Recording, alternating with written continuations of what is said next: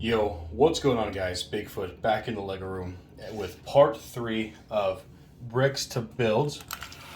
And I'm going to try a new angle just because my lighting setup is not the best for what we're doing here.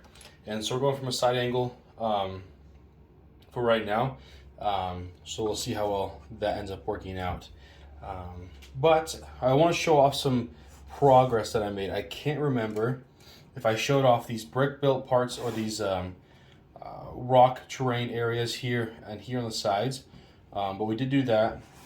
And then off here into the back, I made some just, I don't know if I'd say progress, but some small amount of detail back here with some more rock work, and you can kind of tell that it's supposed to be man-made with the masonry bricks.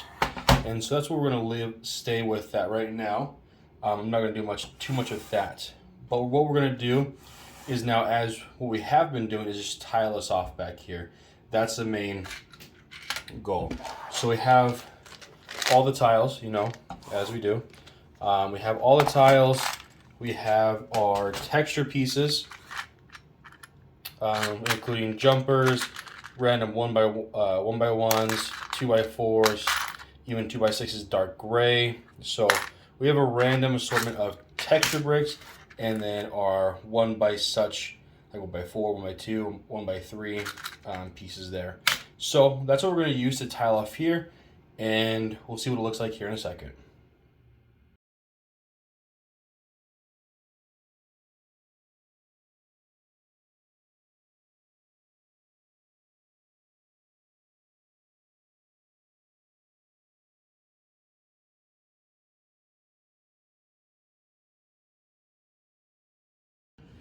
All right, now that we're doing the time lapse, sorry, there's a more of a shadow now. I'm not sure what I did just a second ago, but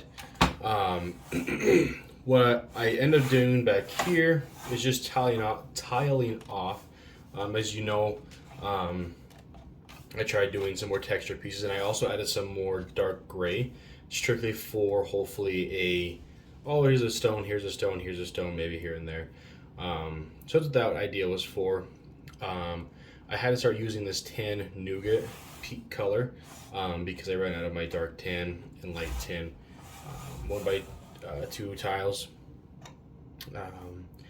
Also, I forgot, I had to go back in and fix this area because I forgot to put in a stud so I can build this assembly for this little fake retaining wall.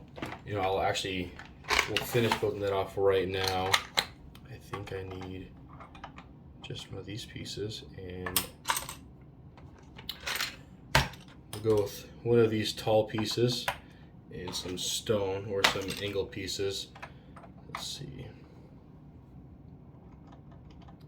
No, I'm not gonna like that. So a lot of the time when you're building, like I said in previous videos, is building a mock is just trial and error. That is my biggest hurdle, is remembering that it doesn't have to be perfect. Because when I'm building a mock, I want it to be perfect. I want it to be I don't want it to look stupid when I'm done with it. I want it to be, you know, completely flushed out. And that's just not how building a mock really works. Let's see how that looks. That doesn't look terrible. Doesn't look great though. A little bit of an overhang's not bad. We'll use a light gray piece like that, and that kind of gives you kind of a just that retaining wall that I was looking for a little bit ago. So now we have this tiled off. I have all of the back edges tiled off with some jumper pieces. Sorry for any background noise, my vacuum is going off. And so one thing that I forgot to mention is this side is completely separate, if I remember correctly, from the build itself. And that is one thing I would invite you guys, if you start to build mocks, is to make things kind of modular. So I should be able to pick this up and not have to destroy it, and it not destroy anything. And same with this. But I wasn't being smart, and I made it not modular enough. So I took this off a second ago to fix some pieces, and it ended up breaking a lot of sub-assemblies that I have. So now that we have this built, this assembly built, my workstation behind the camera is quite messy. So let me clear that off real quick, and we'll start bringing in the figures. I think I messed up and left the weapons in here. What I want to do is, obviously there has to be a sense of creativity here. You have to build a story and realize what you want here. And so, like I said, this is a hidden path mock, so there's kind of a story here. There are Jedi hidden out, or just rebels hidden out in this area, and it's been found out by the Empire, and so now the Empire is walking up and wanting to say, hey, let's figure it out. So we'll do another time lapse here of me setting up the figures and how I like it set up. It's supposed to be, like I said, creativity. So do what you want to do. Make changes as you go, and I'll show you as I'll start going. I'm going to build changes. I'll also start building some defense points, so like barricades and whatnot, stuff like that. And that's part of the creativity part, is building as you go and making adjustments as you need. So watch this time lapse, and here we go.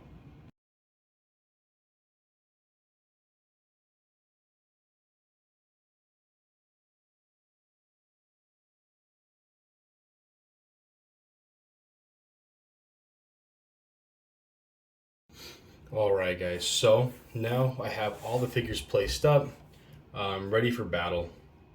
Oh, except one, I forgot to put Cara Dune in her little hideaway, because she is a rebel shock trooper. And let's see if I can even place her properly without her falling over. I can't. There